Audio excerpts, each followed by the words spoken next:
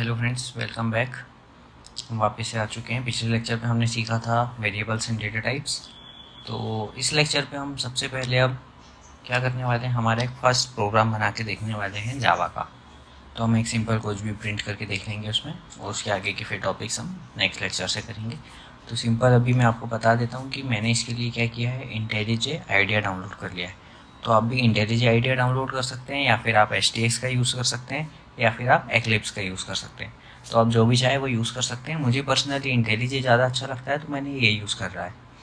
तो इसको डाउनलोड करने के लिए आपको सिंपल गूगल पर सर्च करना है इंटेलिजे आइडिया, और जो भी फर्स्ट लिंक होगी तो उसमें से आपको कम्युनिटी एडिशन डाउनलोड कर लेना है। नेक्स्ट नेक्स्ट करके इंस्टॉल कर लेना है। एकदम सिंपल इंस्टॉलेशन है, ज़्यादा कुछ इसमें प्रोसेस है नहीं। तो अब मैंने इसको ओपन कर लिया है। इसमें हम सबसे पहले क्या करेंगे, एक न्यू प्रोजेक्ट क्रिएट कर लेंगे। प्रोजेक्ट को हम नाम दे देते हैं यूट्यूब का। तो हम एक यूट्यूब प्रोजेक्ट बना लेते हैं इसमें, और इसको बोल देंगे कि add sample code.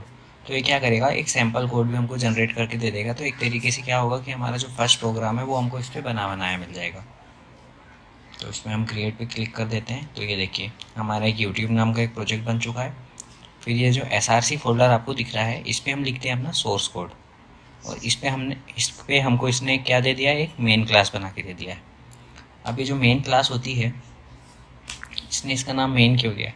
Main class क्या होती है, जो हमारा प्रोग्राम होता है उसका स्टार्टिंग पॉइंट होती है। तो जहाँ पे भी हमारा ये पब्लिक स्टैटिक वॉइड मेन लिखा होता है जिस भी क्लास पे, वो हमारा प्रोग्राम स्टार्ट करने के लिए क्लास होती है। जहाँ पर भी सिस्टम, जहाँ पर भी एप्लीकेशन को ये वाला कोड मिलता है, कोड वहीं से चालू होता है। फिर इसके बाद हम बाकी कोड इस पर ऐड करते जाते हैं। तो हमारा सबसे फर्स्ट जो शुरुआत का कोड होता है वो होता है public static void main method का। तो अब हम यहाँ पर देख लेते हैं कुछ चीज़ें कि इस प्रोग्राम में क्या क्या लिखा हुआ है। तो सबसे पहले देखिए, इस पर हमें क्या बना हुआ मिला है, पब्लिक क्लास मेन।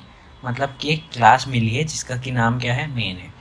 और उस क्लास के अंदर हमको क्या मिल गया है, एक public static void main string ARGS। तो ये इसका फिक्स सिंटैक्स होता है। इसी सिंटैक्स पे हमको इसको लिखना पड़ता है, क्योंकि एकदम स्टार्टिंग पॉइंट है। तो सिस्टम इसको आइडेंटिफाई कर पाता है कि ठीक है, ये मिल गया हमें पब्लिक स्टैटिक वॉइड मेन, मतलब यहाँ से स्टार्ट करना है।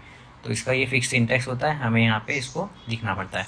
तो ये क्या है, जब भी आपको ऐसा दिखे और यहाँ पे जब वो शॉर्ट फॉर्म में यहाँ पर वो लिखा हो नाम उसका, तो समझ लीजिएगा ये मेथड है। और साथ ही में इसके ये पैरेंथेसिस में कुछ आर्ग्यूमेंट्स भी रहते हैं। तो ये जहाँ पर भी दिखे आप समझ जाइए कि वो एक मेथड है। और जहाँ भी आपको कैपिटल लेटर में नाम दिखे और उसके सामने क्लास लिखा हो, तो वो सिंपल एक क्लास है। तो अब हम यहाँ पर देखते हैं कि क्या क्या लिखा है। पब्लिक का मतलब क्या होता है कि ये हर जगह एक्सेसिबल है। ये हम सब आगे जाके ये पढ़ेंगे, अभी हम बेसिक सिर्फ शुरुआत कर रहे हैं। फिर स्टैटिक को आप अभी छोड़ दीजिए। वॉइड का मतलब होता है ब्लैंक, मतलब कुछ भी नहीं, खाली। तो ये क्या होता है, ये एक रिटर्न टाइप होता है। हम इसमें इंट भी लिख सकते हैं, कुछ और भी लिख सकते हैं, पर हम जनरली वॉइड लेते हैं। तो ये भी हम आगे जाके देखेंगे कि ये रिटर्न टाइप क्या होता है। फिर अभी के लिए आप समझ लीजिए कि ये एक मेथड है। मेथड का काम क्या होता है कि उसके अंदर एक कोड लिखा रहता है, बस उसको हमको एग्जीक्यूट करना रहता है। तो मेथड का काम बस इतना सा होता है। तो अब इसके अंदर ये जो कोड लिखा है ये आपको समझना है। जावा में अगर हमको कुछ भी प्रिंट करना होता है तो हमें क्या लिखना पड़ता है, system dot out dot println, और उसके अंदर हम वो लिखेंगे जो भी चीज़ हमें प्रिंट करना है। तो अगर अभी हम इसको चला कर देखें तो शायद से एक सेकेंड इसका वो कॉन्फ़िगरेशन सेट करना पड़ेगा। एक बार वैसे ही रन करके देखते हैं कि चलता है क्या। तो बिल्ड तो हो रहा है अभी ये, तो ये हाँ चल गया है। तो ये यहाँ पर इसने हेलो वर्ल्ड प्रिंट करके दे दिया है। तो अगर मैं यहाँ पे कुछ और लिखूँ, हेलो फ्रॉम कोडिंग फ्रेंड्स, तो ये क्या करेगा कि हमको ये यहाँ पर प्रिंट करके दे देगा, हेलो फ्रॉम कोडिंग फ्रेंड्स। तो ये देखिए, इसने हमें प्रिंट करके दे दिया है हेलो फ्रॉम कोडिंग फ्रेंड्स। तो अब इस चीज़ को, इस सेंटेंस को हमें समझना है। सबसे पहले हम इसको समझते हैं कि ये हो क्या रहा है, इतना लंबा हमें इसको लिखना क्यों पड़ रहा है।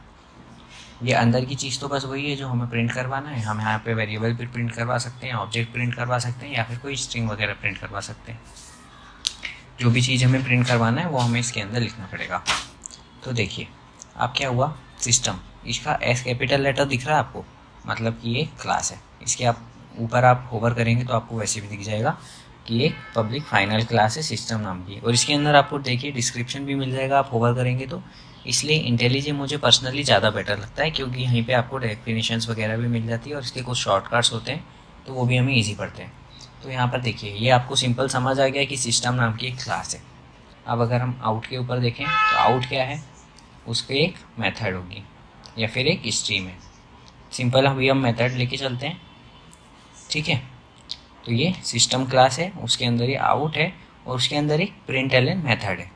ये सिंपल एक मेथड है जो कि एक आर्ग्यूमेंट एक्सेप्ट कर सकती है, जो कि स्ट्रिंग टाइप का होगा या फिर कोई और टाइप का भी हो सकता है, ठीक है। वैसे तो मोस्टली स्ट्रिंग ही होता है, तो बस सिंपल सा इतना सा है। अगर हमें और कुछ भी प्रिंट करना है तो वो हम कर सकते हैं। फिर इसके बाद अगर हम देखें तो हमने पिछले लेक्चर पे देखा था वेरिएबल्स, तो वेरिएबल्स का भी इम्प्लीमेंटेशन अभी हम करके देख लेते हैं। जैसे मैंने आपको पढ़ाया था इंटीजर, तो उसके लिए हमारे पास शॉर्ट फॉर्म है इंट हम ले लेते हैं एज, तो इसको ले लेते हैं मान लीजिए 18। बस ये हमने 18 ले लिए। इसके बाद हमें कुछ नहीं करना है। यहाँ पे इसको अगर हमको प्रिंट करना है तो हम ये वेरिएबल का यहाँ पे नाम लिख देंगे। अब इसका जैसे हमने नाम लिखे तो ये क्या करेगा, सबसे पहले तो जैसे ही प्रोग्राम चलेगा तो ये मेन मेथड कॉल होगी। मेन मेथड जब कॉल होगी तो ये फर्स्ट स्टेटमेंट पे आएगा उस मेथड के अंदर। तो इस पर क्या लिखा है, int age is equals to 18। तो ये एक वेरिएबल बना देगा जिसको ये वैल्यू असाइन कर देगा 18। उसके नेक्स्ट स्टेटमेंट में हमने क्या लिख दिया है, system dot out dot println age. तो ये क्या करेगा कि प्रिंट स्टेटमेंट चलेगा और उसके अंदर हमने पास क्या कर दिया है, एज पास कर दिया है, तो ये सिंपल एज को प्रिंट कर देगा। तो इसको चला कर देखते हैं, तो ये एज प्रिंट कर देगा। देखते हैं यहाँ पे 18 प्रिंट होना चाहिए, तो हाँ यहाँ पर 18 प्रिंट हो गया है। अब इसमें एक और चीज़ हमें देखना है कि मान लीजिए मैं यहाँ पे ये हेलो वर्ल्ड लिखा रहने देता हूँ और उसके बाद फिर मैं एज प्रिंट करता हूँ, ठीक है। तो इसके बाद अगर मैं एज प्रिंट करता हूँ तो बताइए आउटपुट क्या होगा, कमेंट पे थोड़ा सा बताइए जब तक ये रन होता है। तो ये देखिए आउटपुट क्या आया, हेलो फ्रॉम कोडिंग फ्रेंड्स, और उसके जस्ट नीचे वाली लाइन पे क्या आया है, 18। अब मेरा क्वेश्चन ये है कि ये सेम लाइन पर क्यों नहीं आया। ये चाहता तो सेम लाइन पे भी आ सकता था, यहाँ इसके आगे 18 लिख सकता था, इतनी जगह तो खाली पड़ी थी, पर ये नेक्स्ट लाइन पे क्यों आया। तो उसका रीज़न होता है ये प्रिंट ln मेथड। अगर इसमें हम सिंपल प्रिंट लिख देंगे, ln को हटा देंगे, तो ये क्या करेगा कि एक न्यू लाइन कैरेक्टर को वहाँ से हटा देगा। ln का मतलब होता है सिंपल न्यू लाइन एक जनरेट कर दे, तो ये न्यू लाइन को ऊपर वाले स्टेटमेंट से हटा देगा। तो क्या होगा कि जो कर्सर है हमारा वो यहीं पे ही रहेगा। तो जब वो कर्सर वहीं रहेगा तो वो उसके जस्ट आगे प्रिंट कर देगा हेलो फ्रॉम कोडिंग फ्रेंड्स 18।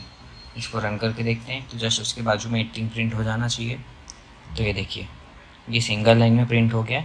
पर अभी भी आप अगर देखेंगे तो एक नीचे ये कर्सर दिख रहा है, आपको एक ब्लैंक लाइन भी आ रही है। वो क्यों आ रही है, क्योंकि नीचे वाली लाइन में भी ln लिखा हुआ है। अगर इसको भी हटा के हम चलाएंगे तो आप देखिएगा एकदम चिपका हुआ आउटपुट आएगा, सब कुछ जुड़ा हुआ आएगा, कोई भी खाली लाइन नहीं है कि ये देखिए ये सब कुछ जुड़ गया। तो ये ln का यूज़ यही है कि एक न्यू लाइन पे प्रिंट कर देता है। फिर ऐसे ही अगर हमें कोई स्ट्रिंग प्रिंट करवाना हो, कुछ भी प्रिंट करवाना हो, तो वो हम करवा सकते हैं। तो हम नेक्स्ट लेक्चर्स में और देखेंगे इसके आगे की चीज़ें। तो इस लेक्चर को यहीं पर एंड करते हैं। इसी के साथ बाय।